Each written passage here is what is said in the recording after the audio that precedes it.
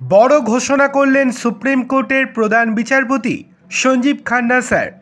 প্রাক্তন প্রধান বিচারপতি DY চন্দ্রচূড়ের নিয়ম বদল করে নতুন ওয়ার্কিং রোস্টার জারি করেছেন তিনি।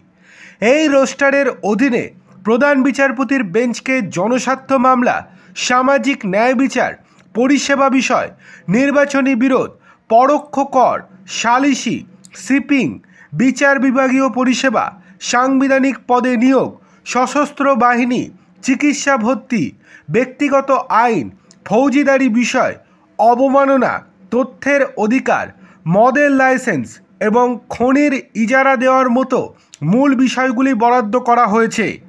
বিচারপতি BR গাভাইকে জমি অধিগ্রহণ ও অধিগ্রহণ পুনরুদ্ধার সম্পর্কিত মামলাগুলির দায়িত্ব দেওয়া হয়েছে।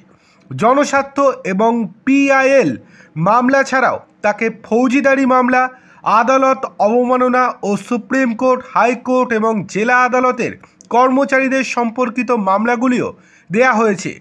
বিচারপতি সূর্যকান্তকে জমি অধিগ্রহণ, জনস্বার্থ মামলা, নির্বাচনী বিষয়গুলির দায়িত্ব দেওয়া হয়েছে। এছাড়াও তারা ফৌজদারি, দেওয়ানি ও ব্যাংকিং এবং বাণিজ্যিক আইন সংক্রান্ত বিষয়গুলিও মোকাবিলা করবে। তার বেঞ্চকে শিক্ষা প্রতিষ্ঠান এবং কৃষি সম্পর্কিত আইনগুলির স্বীকৃতির দায়িত্ব দেওয়া হয়েছে।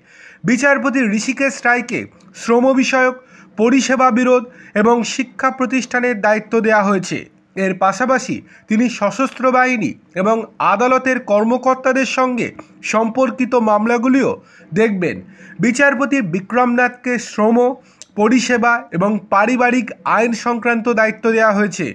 তারা সাধারণ দেওয়ানি বিষয়গুলির পাশাপাশি ভোক্তা সুরক্ষা এবং জনসাধারণের প্রাঙ্গণ সম্পর্কিত বিষয়গুলি নিয়ে কাজ করবেন। বিচারপতি JK মাহেশ্বরীকে ক্ষতিপূরণ সংক্রান্ত মামলাগুলির দায়িত্ব দেওয়া হয়েছে। তারা ভাড়াটে আইন এবং পরিষেবা বিরোধ এবং ভোক্তা সুরক্ষা সম্পর্কিত মামলাগুলির শুনানি করবে। বিচারপতি বেলা ত্রিবেদীকে পরিষেবা, ভোক্তা সুরক্ষা এবং মদের লাইসেন্স সংক্রান্ত বিষয়গুলির দায়িত্ব দেওয়া হয়েছে।